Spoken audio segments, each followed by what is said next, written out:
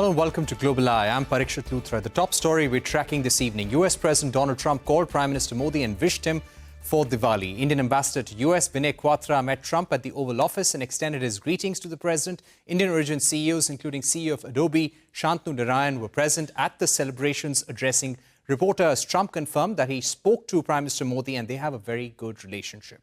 He reiterated that India will not be buying much oil from Russia, and Prime Minister Modi wants the Ukraine war to end as much as he does. In a social media post, Prime Minister Modi said, and I quote, "Thank you, President Trump, for your phone call and warm Diwali greetings on the Festival of Lights. May our two great democracies continue to illuminate the world with hope and stand united against terrorism in all forms." End of quote.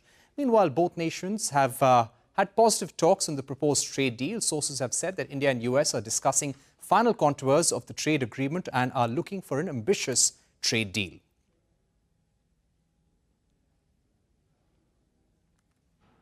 Joining us now to take this forward is Mukesh Aghi, President and CEO of US-India Strategic Partnership Forum. Thank you for joining us on the program. Mr. Aghi, where do you think we are with the trade negotiations so far? Does President Trump's repeated statements and claims that India will cut back on purchase of Russian oil put India in a difficult spot? Well, it does. I think you have to look at India is a sovereign nation, an independent nation, a proud nation, and it is going to buy its energy where it's cheaper, efficient, and so far Russian oil has been cheaper. And this was in concurrence with the US administration when Biden was the president. So I think from that perspective, India will keep on buying Russian oil or any other oil which basically is cost effective. Now, keeping in mind the geopolitics and trying to understand and support President Trump, you would see also a slight reduction, at least a momentum going in that direction, because at the end of the day, you just don't want to take the president head on publicly. So I do believe that it is in the interest of India to find that balance. Right. On the US side, what is the United States seeking at this juncture?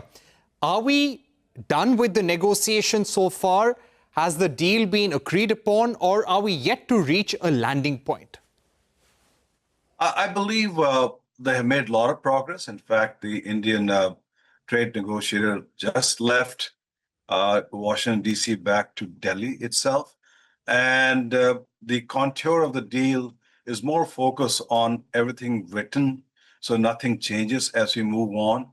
And I believe that if the Prime Minister goes to the ASEAN summit and meets with President Trump, then hopefully they can announce some kind of agreement to get the deal concluded. Right. Now, speaking about tariff and non-tariff barriers, originally, in the month of June and July, the deal that had been agreed upon, and this has been publicly known, was a deal which set an average tariff around 13 to 14%. Is that acceptable to businesses on both sides? And do you feel that the landing point of the average tariff now would be higher or in that range, according to you? Well, anything below 50% is the right direction and acceptable to the business community. And what we are understanding is at the moment, the discussions are more around 15%, and it could be between 15 to 20%. That is still better than 50%, which India is penalized. And it is impacting India's exports. I mean, say if you look at last month's data, the US exports from India went down by 12%. So I believe it is in the interest of India and the United States to conclude this deal. The challenge is not just trying to wrap up the deal. The goalpost keeps on moving also, and that makes it a little challenging for both sides to come to understanding as to where we can make a stop and close the chapter and move on. Right. What do you think has changed as far as the last few months are concerned?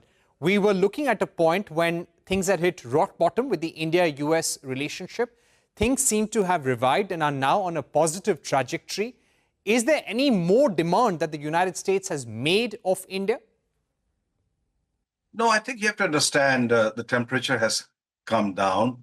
There have been calls between the Prime Minister and the President wishing each other's Diwali greeting, birthday greetings, and talking about, congratulatory message on Gaza peace deal and hoping that Ukraine war also settle down. So I think what we are seeing is basically a positive reinforcement coming in from both sides to make sure that the relationship does not slip any more downward. And what we have seen last 60 days is that the relationship is moving in the positive direction.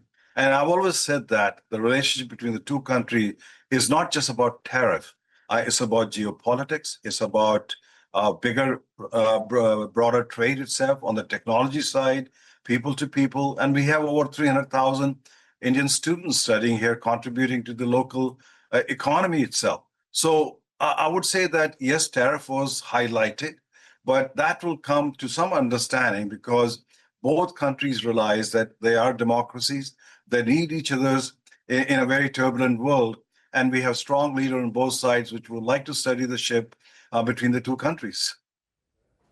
Right. Do you expect H-1B to be a part of negotiations and any trade package? We've seen how the U.S. Chambers of Commerce has actually taken the U.S. government to court over the changes in the H-1B regime. Well, you have to understand that the $100,000 fee put on H-1B is for 1 year only. It has to be decided again next year. And what we are seeing is it is not impacting companies who want to hire, they are hiring, and the low-end jobs are moving to offshore itself. So I don't think H-1B 100,000 fee is an issue. But overall, I think the Congress needs to look at how do you basically reform the immigration issues, because we need the talent in the United States. We have shortage of skilled workers. When you look at the startup system, almost 60% of the AI startups in the US today have some kind of an Indian connection itself. So Indians, the H-1B workers, are innovating and making US companies more efficient on a global basis. Right. Finally, do you think India and US will be able to adhere to the October-November deadline as far as the trade negotiations go? Because India is yet to make up its mind whether Prime Minister Modi will go for the ASEAN summit or not. But on a larger framework, within the timeline of October-November, as was originally being discussed, do you think such a trade deal can be arrived at? I believe so, because both sides are so close to it. Now, you also have an ambassador who is close to the president.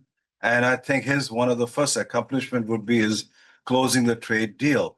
It serves U.S. interest. It serves India's interest to basically close the trade deal. And I think what we're seeing is the sentiment is improving. The temperature has come down. Both sides are supporting each other on a geopolitical arena itself. So I strongly feel that there'll be a lot of effort to ensure that the trade deal closes by November timeframe. Right. In terms of US-India businesses, could you give us a sense of the recommendations that are being made by the chambers? Is there a request to try and wrap up this negotiation, have a deal as soon as possible? Has any kind of recent recommendation gone from USISPF to the White House? Yes, in fact, we have written directly to the president, encouraging him to basically close the trade deal, because I think what we are seeing is tariffs have become more of an irritant rather than basically a strengthening the partnership. Because the relationship is much bigger, much broader between the two countries, and India can play a very pivotal role. And you look at India is playing a pivotal role when you look at GCCs in India. Roughly, we have about 2,000 GCCs in India. 60% are US companies, and they're leveraging the Indian talent to innovate. In the last 2 years, we've seen almost 300,000 patents being registered through these GCCs. So I think it is in the interest of the United States and also in India to close this. And we have written to the president encouraging to move it in the right direction. Right. What do you think holds back the deal right now? Because from what we understand that the negotiations have been in advanced stages, both sides are thinking on how best to position this deal for their audiences. What do you think is really left, and what is the last hurdle that we need to cross before we reach the finish line? Well, we have basically a difference in style. President Trump is looking for headline news on a trade deal, whereas on the India side, we are still focused on nuts and bolts. And what happens is basically that's where the disconnect is. If you look at day 4 yesterday, Prime Minister of Australia was here. He negotiated a rare earth deal, a small deal of $8 billion, but President personally got involved.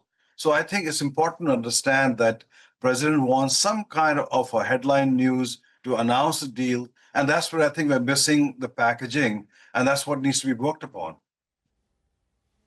All right. Thank you very much, Mr. Aghi, for joining us on the program with your perspective on where we are with the India-US trade negotiations, despite the positive commentary from both sides.